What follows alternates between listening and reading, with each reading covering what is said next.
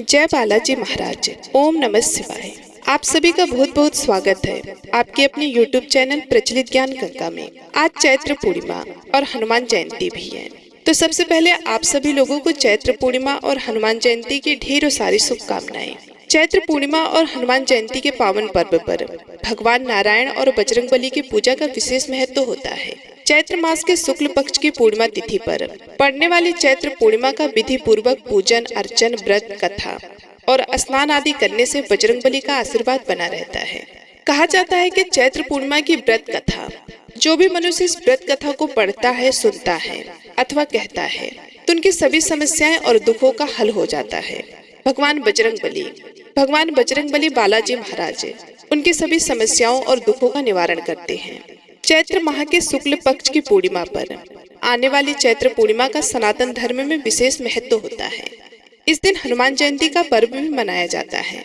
हनुमान जी के जन्म की मधुर बेला पर विधि विधान से पूजा करने का, नदी पवित्र कुंड में स्नान करने का, व्रत और कथा के करने से भगवान बजरंगबली का आशीर्वाद प्राप्त होता है। जो भी भक्त चैत्र पूर्णिमा की व्रत कथा को सच्चे मन से पढ़ता है या सच्चे मन से उसका श्रवण करता है, तो उसके जीवन में आने वाली सभी समस्याओं का निवारण हो जाता है। आइए कथा का आरंभ करते हैं, लेकिन कथा में आगे बढ़ने से पहले आप सभी लोगों से निवेदन है, यदि आप सभी लोग हमारे चैनल पर नए हैं या चैनल पर पहली बार आए हैं, तो वीडियो को लाइक करके चैनल को सब्सक्राइब कर लें। कमेंट बॉक्स में जय श्री बालाजी महाराज जरूर लिखें। आइए बढ़ते हैं वीडियो में। किसी नगर में एक सेठ और सेठानी रहते थे। सेठानी प्रतिदिन श्री हरि भगवान विष्णु की पूरी श्रद्धा से पूजा अर्चना किया करती थी, लेकिन उसका पूजा करना उसके पति यानी सेठ को बिल्कुल भी पसंद नहीं था। इसी कारण सेठ ने एक दिन अपनी पत्नी को घर से निकाल दिया। घर से निकाले जाने के बाद सेठानी जंगल की तरफ निकल पड़ी। रास्ते में जाते समय सेठानी ने जंगल में 4 आदमी को देखा जो मिट्टी खोद रहे थे। तब सेठानी उस आदमी के पास गई और उन लोगों से कहा, कृपया आप मुझे किसी काम पर रख लें।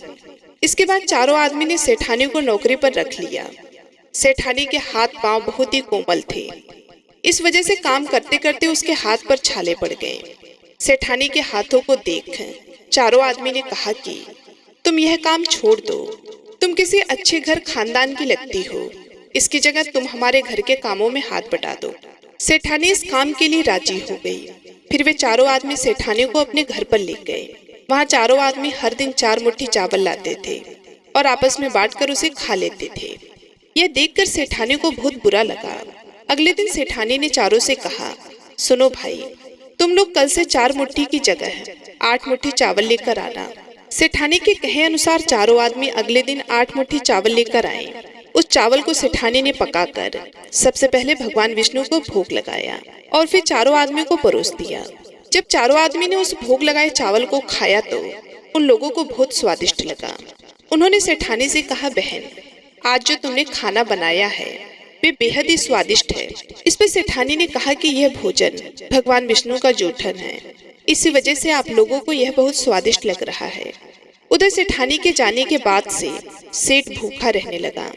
आस पड़ोस के लोग उसे देखकर ताने भी मारते थे कि यह आदमी सिर्फ अपनी पत्नी सेठानी की वजह से ही भोजन किया करता था। ऐसा बार बार सुनने के बाद सेठ एक दिन अपनी पत्नी की तलाश में जंगल की तरफ निकल पड़ा।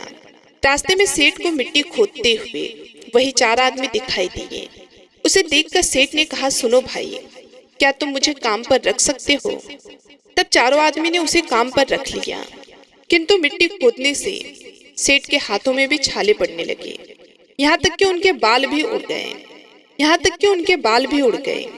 यह देखकर चारों आदमी को सेठ पर दया आ गई और उसने कहा, सुनो भाई, तुम इस काम को छोड़ दो, तुम किसी अच्छे घर के लगते हो, तुम हमारे घर चलो, वहाँ कुछ काम में हाथ बटा लेना। सेठ ने उन चारों की बात मान ली। वे उनके साथ उनके घर पर चले गए। घर पहुँचने के बाद सेठ ने जैसे ही सेठानी को देखा वह पहचान गए, लेकिन सेठानी घूंघट में थी और सेठ के चेहरे नहीं देख पाई। इस वजह से वह अपने पति को नहीं पहचान पाई। हर दिन की भांति इस दिन भी सेठानी ने भोजन बनाकर विष्णु भगवान को भोग लगाया और सभी को खाना परोसने लगी। जैसे ही सेठानी सेठ को भोजन देने लगी, तब स्वयं भगवान विष्णु ने सेठानी का हाथ पकड़ लिया और कहा, यह तुम क्या कर रही हो? यह सुनकर सेठानी ने कहा, मैं कुछ नहीं कर रही हूँ, मैं तो बस भोजन दे रही हूँ। भगवान विष्णु ने मेरा हाथ पकड़ लिया है। तब सेठानी से चारों आदमी ने कहा, हमें भी भगवान विष्णु के दर्शन कराओ। इसके बाद सेठानी हाथ जोड़कर भगवान विष्णु से अनुरोध करने लगी कि हे प्रभु, आप मेरी तरह इन्हें भी दर्शन दे। तब भगवान विष्णु वहां प्रकट हो गए। यह दृश्य देखते ही सेठ ने सेठानी से क्षमा मांगी और उसे अपने घर साथ चलने को कहा। फिर चारों भाइयों ने बहुत सारा धन देकर अपनी बहन को विदा किया। इस घटना के बाद से सेठ भी भगवान विष्णु के भक्त बन गए और उनकी श्रद्धा पूर्वक पूजा करने लगे। ऐसा करने से सेठ सेठानी के घर फिर से धन की बरसात हो गई। तभी से ऐसी मान्यता प्रचलित है कि चैत्र पूर्णिमा के दिन व्रत रखने से हनुमान जी के साथ भगवान राम और माता सीता की भी विशेष कृपा प्राप्त होती है। द्वापर युग में एक समय की बात है, यशोदा जी ने कृष्ण जी से कहा कि हे कृष्ण, तुम सारे संसार के उत्पन्न करता, पोषण तथा उसके संहार करता हो। आज कोई ऐसा व्रत मुझसे कहो जिसके करने से मृत्यु लोक में स्त्रियों को विधवा होने का भय ना रहे तथा यह व्रत सभी मनुष्यों की मनोकामनाओं को पूर्ण करने वाला हो। श्री कृष्ण कहने लगे कि हे माता, तुमने अति सुंदर प्रश्न किया है। मैं तुमसे ऐसे ही व्रत को सविस्तार कहता हूँ। सौभाग्य की प्राप्ति के लिए स्त्रियों को द्वात्रिस्तव अर्थात 32 पूर्णिमाओं का व्रत करना चाहिए। इस व्रत को करने से स्त्रियों को सौभाग्य की संपत्ति मिलती है। यह व्रत अचल सौभाग्य को देने वाला और भगवान शंकर के प्रति मनुष्य मात्र की भक्ति को बढ़ाने वाला है। यशोदा जी कहने लगी कि हे कृष्ण, सर्वप्रथम इस व्रत को मृत्यु लोक में किसने किया था, इसके विषय विस्तार पूर्वक मुझसे कहो। श्री कृष्ण जी कहने लगे कि इस भूमंडल पर एक अत्यंत प्रसिद्ध राजा चंद्रहास से पालित अनेक प्रकार के रत्नों से परिपूर्ण कातिका नाम की एक नगरी थी। वहां पर धनेश्वर नाम का एक ब्राह्मण था और इसकी स्त्री अति सुशील रूपवती थी। दोनों ही उस नगरी में बड़े प्रेम के साथ रहते थे। घर में धन धान्य आदि की कोई भी कमी नहीं थी। उनको एक बड़ा दुख था कि उनको कोई संतान नहीं थी, जिस वजह से वो बहुत दुखी रहते थे। एक दिन बड़ा तपस्वी योगी उसी नगर में आया।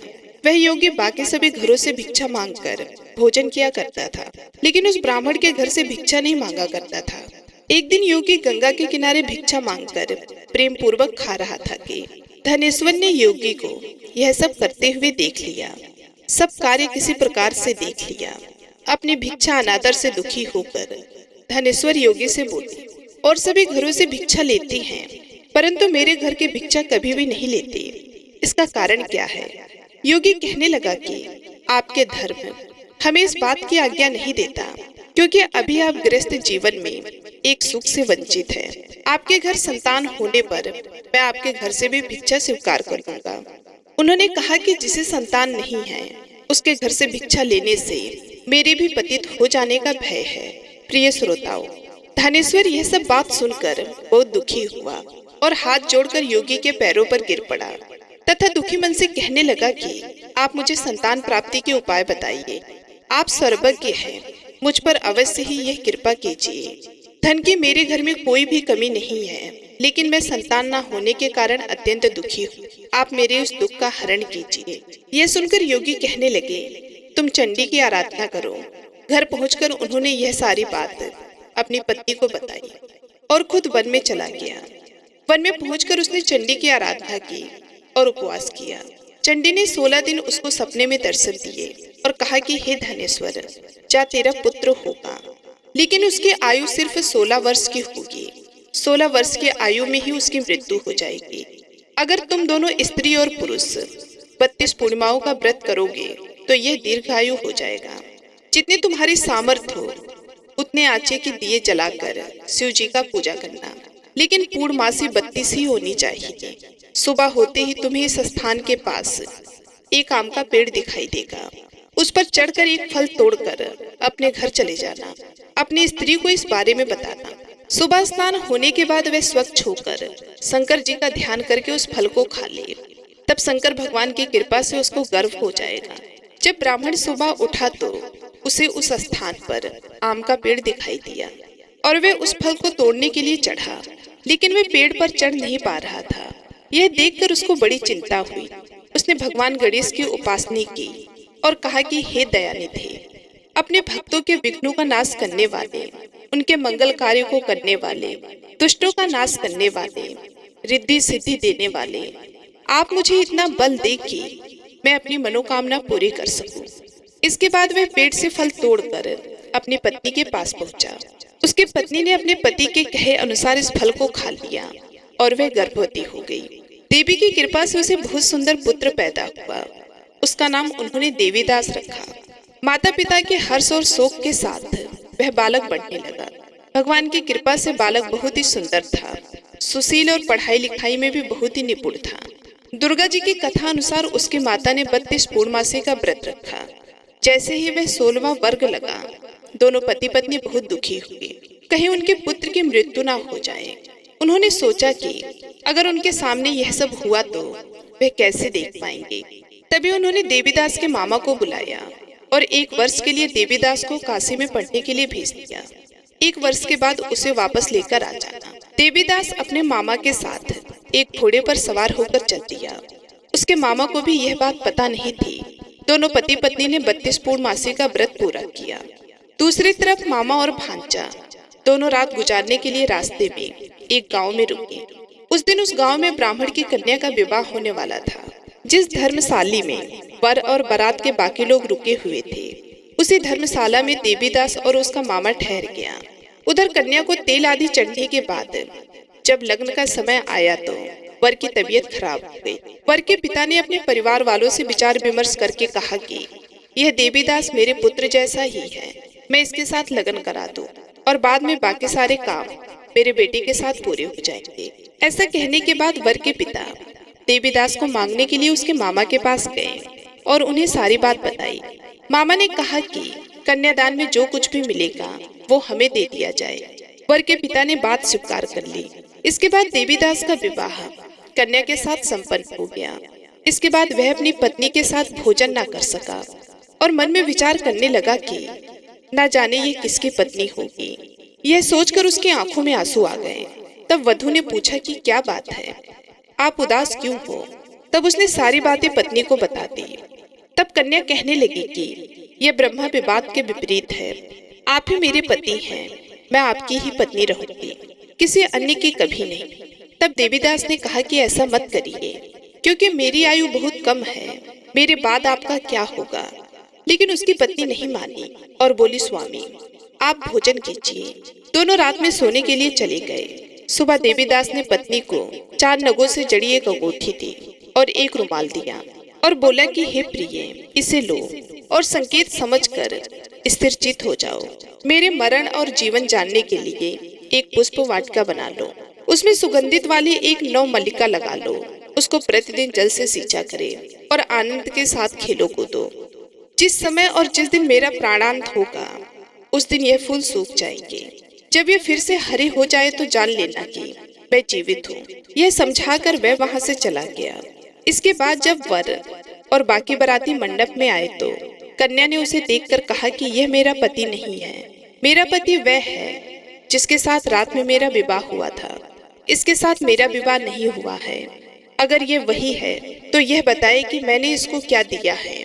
साथ ही कन्यादान के समय में जो आभूषण मिले उन्हें दिखाए। कन्या की ये सारी बातें सुनकर वे कहने लगा कि मैं ये सब नहीं जानता। इसके बाद सारी बारात भी अपमानित होकर लौट गई। भगवान कृष्ण बोले, हे माता, इस प्रकार देवीदास काशी चला गया। कुछ समय जब बीत गया तो एक सर्प उसको डसने के लिए वहां आया, लेकिन वह उसको काट नहीं पाया क्योंकि उसकी माता ने पहले ही 32 पूर्णिमा का व्रत कर लिए थे। इसके बाद खुद काल वहां पहुंचा। भगवान की कृपा से तभी वहां पर माता पार्वती और भगवान गणेश आ गए। देवीदास को मूर्छित दशा में देखकर माता पार्वती ने भगवान से उसे प्रार्थना की कि महाराज, इस बालक की माता ने पहले ही 32 पूर्णिमा के व्रत कर लिए हैं, आप इसको प्राण दें। भगवान शिव ने माता पार्वती के कहने पर उसे प्राणदान दे दिया। उधर उसकी पत्नी उसके काल की प्रतीक्षा कर रही थी। उसकी पत्नी ने जाकर देखा कि पुष्प और पत्र दोनों ही नहीं है, तो उसको बड़ा आश्चर्य हुआ। और जब उसने देखा कि पुष्प वाटिका फिर से हरी हो गई तो वह समझ गई कि उसका पति जिंदा हो गया है। इसके बाद वह बहुत ही प्रसन्न होकर अपने पिता से कहने लगी कि मेरे पति जीवित है, उनको ढूंढिए। जब 16वां वर्ष व्यतीत हो गया तो देवीदास भी अपने मामा के साथ काशी चल दिया। इधर उसकी पत्नी के परिवार वाले उन्हें ढूंढने के लिए जा ही रहे थे कि उन्होंने देखा कि देवीदास और उसका मामा इधर ही आ रहे थे। उसको देखकर उनके ससुर बहुत प्रसन्न हुए और उसे अपने घर ले आए। वहाँ सारा सामान वगैरह इकट्ठा किया गया और कन्या ने भी उसे पहचान लिया। देवीदास ने इसके बाद अपनी पत्नी और मामा को लेकर वहाँ से चल दिया। उसके ससुर ने भी उसे बहुत सारा धन दहेज दिया। जब वह अपने घर की तरफ चला जा रहा था तो उसके माता पिता को लोगों ने खबर कर दी कि तुम्हारा पुत्र देवीदास अपनी पत्नी और मामा के साथ आ रहा है। ऐसा समाचार सुनकर पहले तो उन्हें विश्वास नहीं हुआ, लेकिन जब देवीदास आया और उसने अपने माता पिता के पैर छुए तो देवीदास के माता पिता ने उनका माथा चूमा और दोनों को अपने सीने से लगा लिया। दोनों को आने की खुशी में धनेश्वर ने बहुत सारा दान दक्षिणा ब्राह्मणों को दी। श्री कृष्ण जी कहने लगे कि इस तरह धनेश्वर को 32 पूर्णिमाओं के व्रत के प्रभाव से संतान की प्राप्ति हुई। जो स्त्रियां इस व्रत को करती हैं वह जन्म जन्मांतरों तक वैभव का दुख नहीं भोगती और सदैव भाग्यवती रहती हैं। यह मेरा वचन है।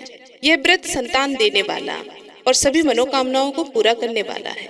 तो प्रेम से बोलिए श्री बालाजी महाराज की जय, बजरंग बली की जय। आइए अब सुनते हैं दूसरी कथा। चैत्र माह के शुक्ल पक्ष की पूर्णिमा पर आने वाली चैत्र पूर्णिमा का सनातन धर्म में विशेष महत्व होता है। इस दिन हनुमान जयंती का पर्व भी मनाया जाता है। हनुमान जी के जन्म की मधुर बेला पर विधि विधान से पूजा करने का, नदी पवित्र कुंड में स्नान करने का, व्रत और कथा के करने से भगवान बजरंगबली का आशीर्वाद प्राप्त होता है। जो भी भक्त चैत्र पूर्णिमा की व्रत कथा को सच्चे मन से पढ़ता है या सच्चे मन से उसका श्रवण करता है तो उसके जीवन में आने वाली सभी समस्याओं का निवारण हो जाता है। आइए कथा का आरंभ करते हैं, लेकिन कथा में आगे बढ़ने से पहले आप सभी लोगों से निवेदन है, यदि आप सभी लोग हमारे चैनल पर नए हैं या चैनल पर पहली बार आए हैं तो वीडियो को लाइक करके चैनल को सब्सक्राइब कर ले। कमेंट बॉक्स में जय श्री बालाजी महाराज जरूर लिखें। आइए बढ़ते हैं वीडियो में। किसी नगर में एक सेठ और सेठानी रहते थे। सेठानी प्रतिदिन श्री हरि भगवान विष्णु की पूरी श्रद्धा से पूजा अर्चना किया करती थी, लेकिन उसका पूजा करना उसके पति यानी सेठ को बिल्कुल भी पसंद नहीं था। इसी कारण सेठ ने एक दिन अपनी पत्नी को घर से निकाल दिया। घर से निकाले जाने के बाद सेठानी जंगल की तरफ निकल पड़ी। रास्ते में जाते समय सेठानी ने जंगल में 4 आदमियों को देखा जो मिट्टी खोद रहे थे। तब सेठानी उस आदमी के पास गई और उन लोगों से कहा, कृपया आप मुझे किसी काम पर रख ले। इसके बाद चारों आदमी ने सेठानी को नौकरी पर रख लिया। सेठानी के हाथ पांव बहुत ही कोमल थे, इस वजह से काम करते करते उसके हाथ पर छाले पड़ गए। सेठानी के हाथों को देख चारों आदमी ने कहा कि तुम यह काम छोड़ दो, तुम किसी अच्छे घर खानदान की लगती हो, इसकी जगह तुम हमारे घर के कामों में हाथ बटा दो। सेठानी इस काम के लिए राजी हो गई। फिर वे चारों आदमी सेठानी को अपने घर पर ले गए। वहाँ चारों आदमी हर दिन 4 मुट्ठी चावल लाते थे और आपस में बांटकर उसे खा लेते थे। यह देखकर सेठानी को बहुत बुरा लगा। अगले दिन सेठानी ने चारों से कहा, सुनो भाई, तुम लोग कल से 4 मुट्ठी की जगह 8 मुट्ठी चावल लेकर आना। सेठानी के कहे अनुसार चारों आदमी अगले दिन 8 मुट्ठी चावल लेकर आए। उस चावल को सेठानी ने पकाकर सबसे पहले भगवान विष्णु को भोग लगाया और फिर चारों आदमियों को परोस दिया। जब चारों आदमी ने उस भोग लगाए चावल को खाया तो उन लोगों को बहुत स्वादिष्ट लगा। उन्होंने सेठानी से कहा, बहन, आज जो तुमने खाना बनाया है वे बेहद ही स्वादिष्ट है। इस पर सेठानी ने कहा कि यह भोजन भगवान विष्णु का जोठन है, इसी वजह से आप लोगों को यह बहुत स्वादिष्ट लग रहा है। उधर सेठानी के जाने के बाद से सेठ भूखा रहने लगा। आस पड़ोस के लोग उसे देखकर ताने भी मारते थे कि यह आदमी सिर्फ अपनी पत्नी सेठानी की वजह से ही भोजन किया करता था। ऐसा बार बार सुनने के बाद सेठ एक दिन अपनी पत्नी की तलाश में जंगल की तरफ निकल पड़ा। रास्ते में सेठ को मिट्टी खोदते हुए वही 4 आदमी दिखाई दिए। उसे देखकर सेठ ने कहा, सुनो भाई, क्या तुम मुझे काम पर रख सकते हो? तब चारों आदमी ने उसे काम पर रख लिया, किंतु मिट्टी खोदने से सेठ के हाथों में भी छाले पड़ने लगे। यहाँ तक कि उनके बाल भी उड़ गए।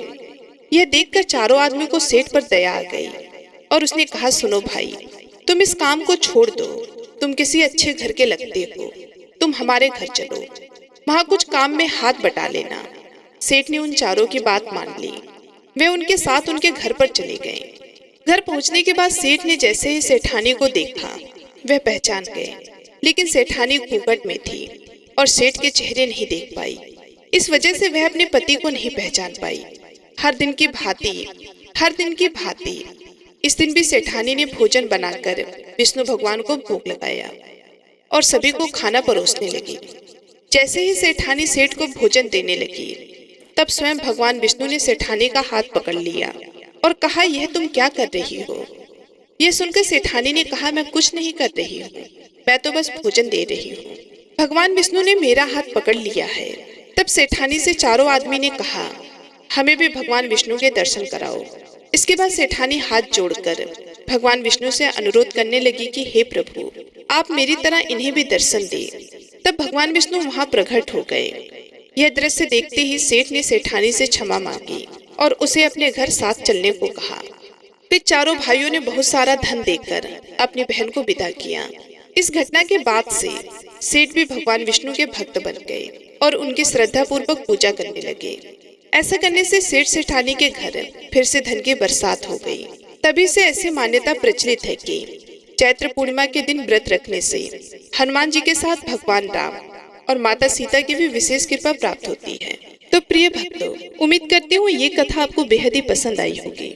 यदि हमारी ये कथा आप सभी लोगों को अच्छी लगी तो वीडियो को लाइक करके चैनल को सब्सक्राइब जरूर कीजिएगा और कमेंट बॉक्स में जय श्री बालाजी महाराज जरूर लिखिएगा। मिलते हैं अगले वीडियो में, तब तक के लिए नमस्कार।